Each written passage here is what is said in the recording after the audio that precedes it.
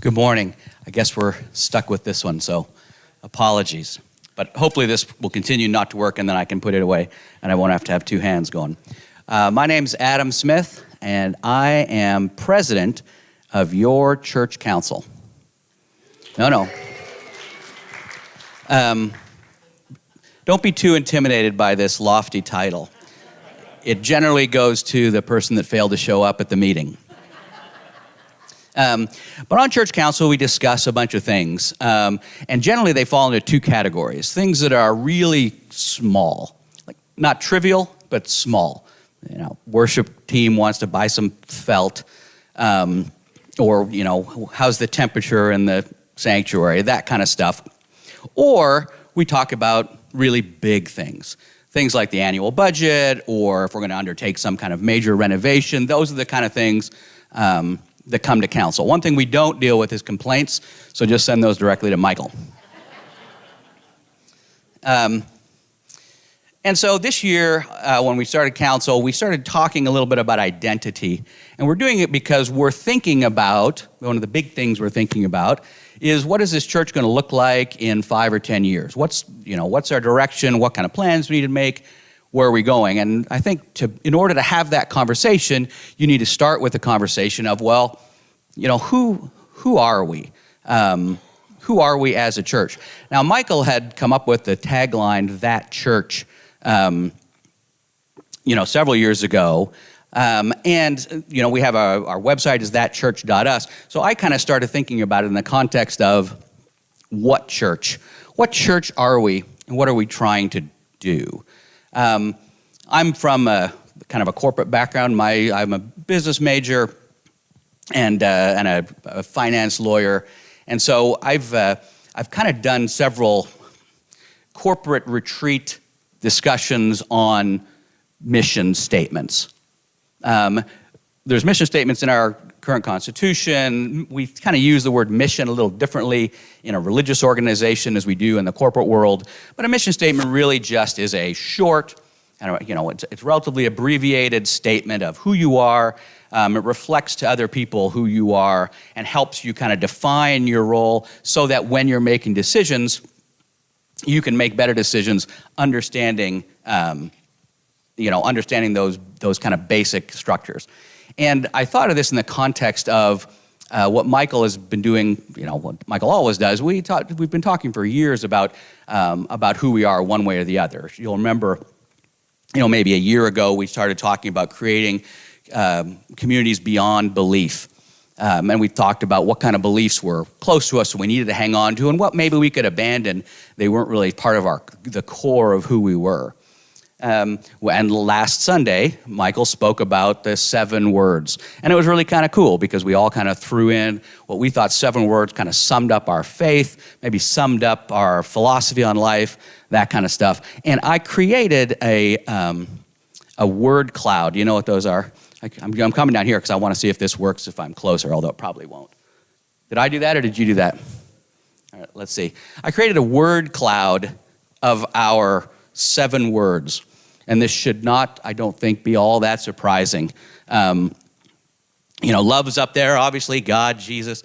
You've got Christian, transformative, but you see what the focus is of these 7 words. And this was just randomly generated based on the use of the words in our 7 words that Michael had asked us to do. And I don't think it should be something that would be very, very surprising. So the reason I'm showing this is I want to draw a little bit of a distinction between what a mission statement does, which essentially gives you kind of focuses on who you are, what you do, and where you're going, versus a theological philosophy. I want to show you another word cloud that I created. Did I do that? Oh, this is working swimmingly. And you can see a lot of similarities here. This one, the love is used in multiple tenses, so maybe not quite as broad, but you can get the same vibe that we're coming up with here.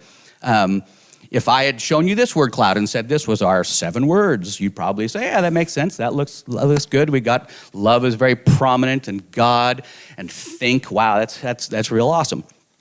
But this came from a sermon that I found not Michael's sermon, another sermon that I found, and I want to read you a brief part of it. Sometimes religion tells us, clean yourself up, then God will love you. Do right, perform correctly. If not, God won't have anything to do with you. That's not real love. That's conditional love. If you do good enough, if you measure up, then God will help you.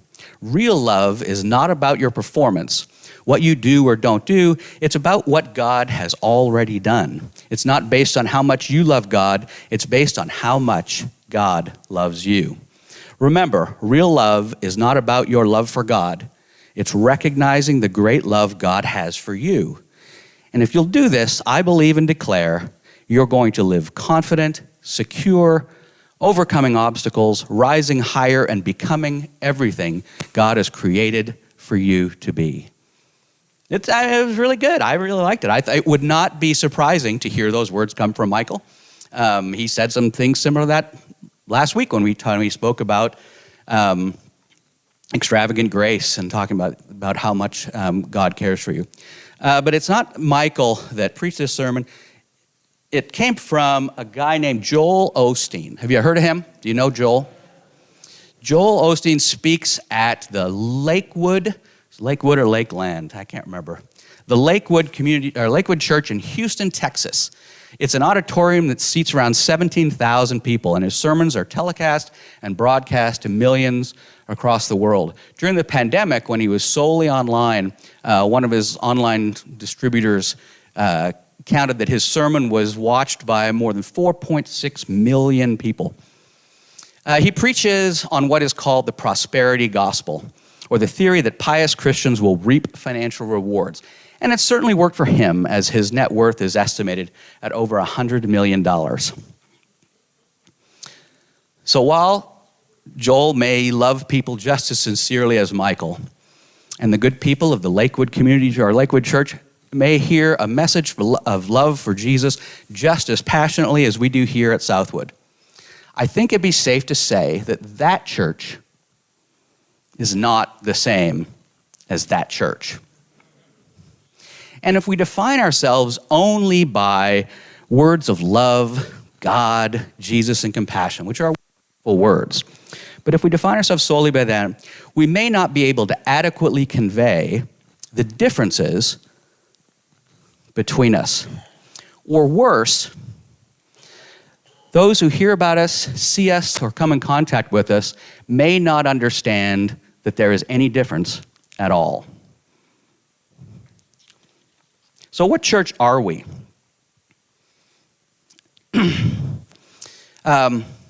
When Michael first came up with that church, he was answering specific questions. We had him up on a billboard on, can't remember what the street was. 350, yeah, we had him up on billboard on 350. I don't know if you remember the questions, but they're: what church welcomes gay families, honors many paths to God, encourages questions, seeks social justice? These were powerful questions. It really demonstrated what we believe, and I think was a good demonstration of that. But who we are, I think, goes beyond what our beliefs are, especially what our beliefs are regarding particular social issues.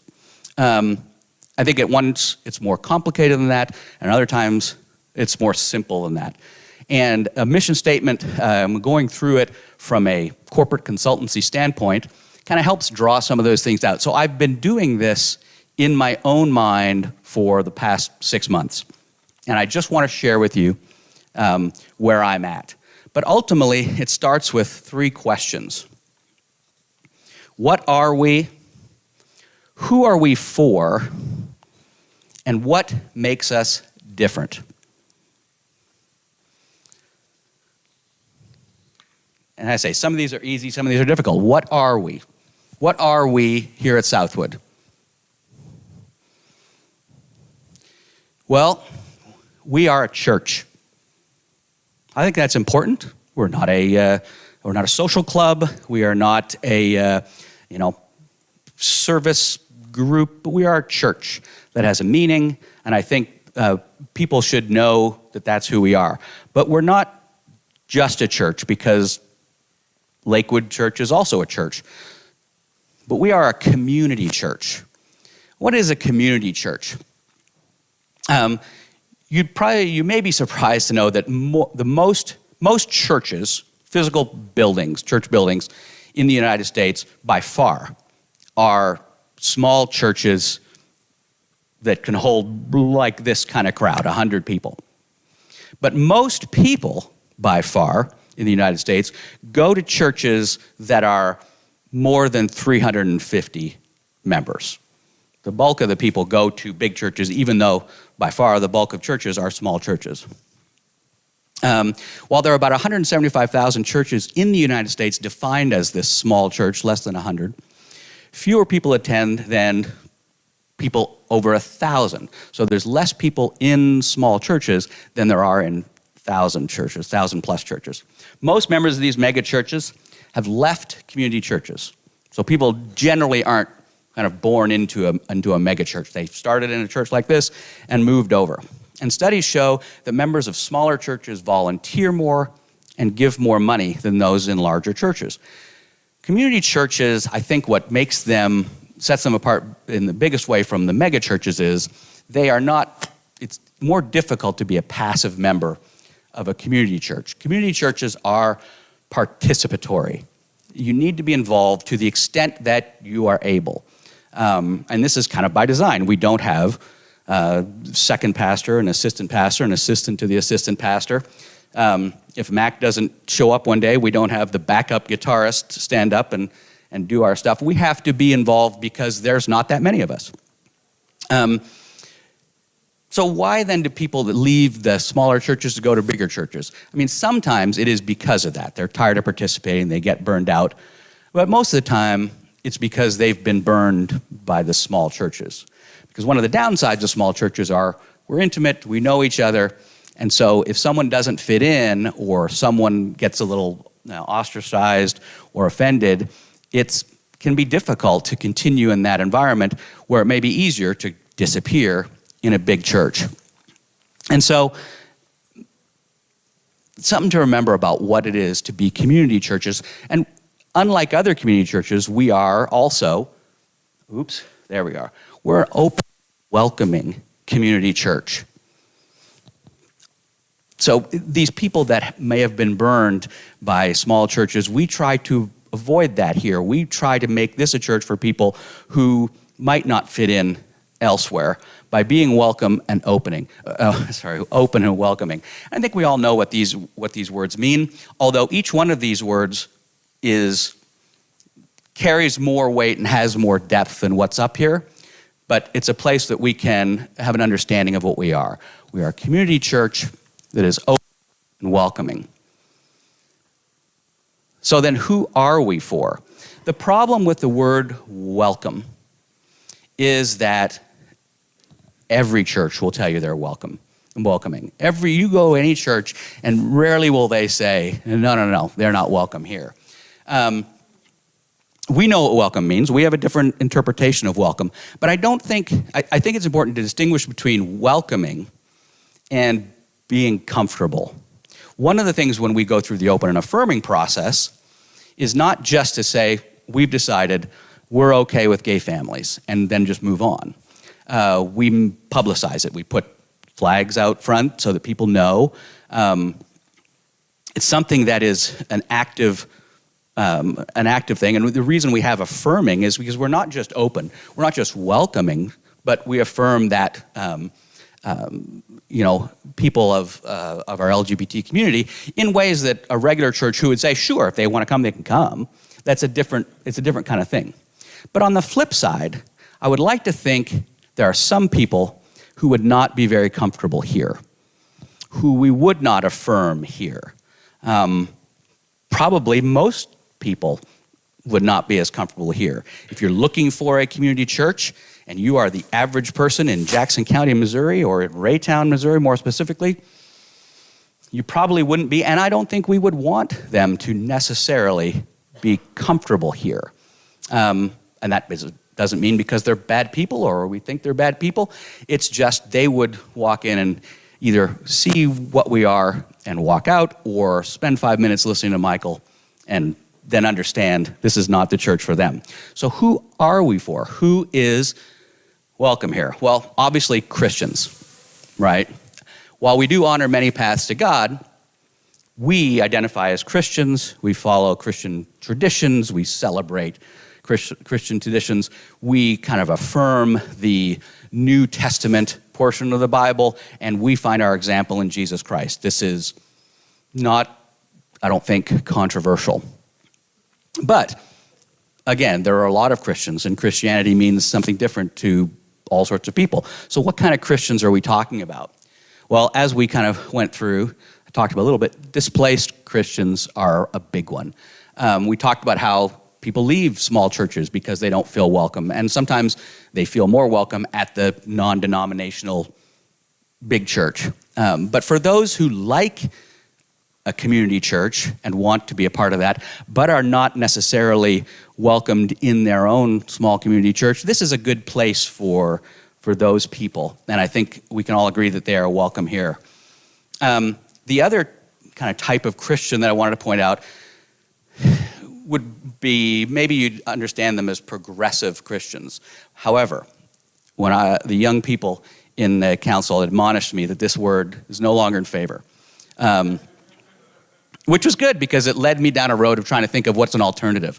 And of course, as people who are liberal or progressive or hippies or left or whatever have done, we are trying to find new words all the time. Conservatives, for whatever reason, just get to keep conservative. But so when it came up with innovative Christians. Innovative people ask questions. Innovative people push boundaries. Innovative people are the types of people who like to get their hands in and make changes. And I think that describes well the sort of Christians that go here or would be comfortable here for the most part. Again, some of this may be more aspirational than reality, but certainly they'd be more comfortable than more of a conservative Christian.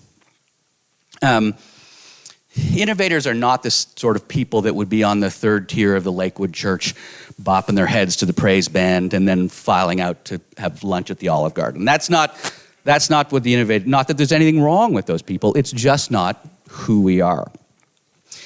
But again, even this, we're not alone. I come from a faith tradition where we have community churches. And some of those churches are open and affirming. Some of those churches have some incredibly innovative people that do some great things. But we're still not like them. We've got things that make us different. And it may be difficult to think what some of these are, but the big thing I thought of was the message. I thought for a minute of putting Michael, but figured he gets enough praise, so we'll leave it at message. Terry and I were talking earlier today about, there are speakers that have a great message but can deliver poorly. People have a poor message that deliver wonderfully. And then, all ranges in between. We're really lucky to have someone like Michael who delivers a message that kind of fits with who we are and what we are, and does it in a way that is, keeps us coming. I think, part of the reason is because a lot of his messages are very inspirational. We sit here and we listen to a message that hopefully, most of the time, fires us up, gets us excited to face the week, gives us something interesting to think about, what we call inspirational. But at the same time, they can be challenging. And if they're not that enough, then Michael, who will be watching this later on, you may step that up as well. But it needs to be a message, and I think we hear it a lot, a message where we are fired up by it and challenged by it, maybe a little bit distressed by it. But that's important as well as we seek to be a community church that's innovative and looking to make change. And so, we are lucky enough that Michael delivers a message of hope and a message of grace. But it's in a package that empowers us, and makes us feel a little bit moved and maybe a little bit uncomfortable. But it allows us to still use the traditions of the Christian church, the traditions and stories and memes that we're comfortable with and familiar with. And he reminds us that Christ's example was one of disruption, of transformation and of love, and not of judgment and rebuke. And like a good teacher, he's able to do this in a manner that helps us figure things out for ourselves rather than just constantly preaching at us what the answer is. So it's difficult for me to say sometimes because Michael and I are friends, but we are lucky to have him and his message. And I think that's a big part of what makes us different. So if we were to put this together, it would look something like this. So we are a welcoming place for innovative and displaced Christians seeking to participate in a community church with an inspirational and challenging message. Now this was just me, staying awake at night and not being able to sleep and kind of going through this stuff as I've done many times with clients or, as with consultants for our firm, but then, us also trying to work with others. Remind you, we are welcoming. I think you have to be a particular type of person to feel welcome here, and I think innovative and displaced people might feel that more than others. We are Christians, and I think our message defines that a little bit differently, but I think the Christians that come here do seek to participate. It is a participatory decision to be a member of this church because there are important things to do, both on a daily basis and a weekly basis and a monthly basis, but there are things that we do. There are sign-up sheets everywhere. I encourage you to find something within your ability to be able to do. And we are lucky enough to also have a message that is both inspirational and challenging that helps prepare us for our weeks ahead. Now, these are just my thoughts. These are the things I've been going on. Council and I are still talking about it, and we hope to kind of engage you in this process. And we're working on ways to kind of reach out to you all and get your thoughts as maybe I've planted a few seeds on who we are, who we are for, and what makes us different. So think about these if you would, and then when you do see us reaching out to you on these to get your ideas and thoughts on this, as we try to figure out where Southwood is going over the next 10 years, that you can be a participant in that discussion. So the next 10 years, we do know, if nothing else, that the next 10 years won't look like the last 10 years. There's different people. There will be people that will leave us and new people that will come. And we need to know how to respond to that. And I think the effort that we're trying to do here is just to make sure that we know enough of who we are to be able to respond to that honestly without, going down poor paths that might take us away from what we strive to be. And I think if we do that, if we honestly talk to each other and have this discussion about what and who we are, I think that in the words of Joel Osteen, I believe and declare that we are going to live confident, secure, overcoming obstacles, rising higher, and becoming everything God has created for us to be. Let us pray.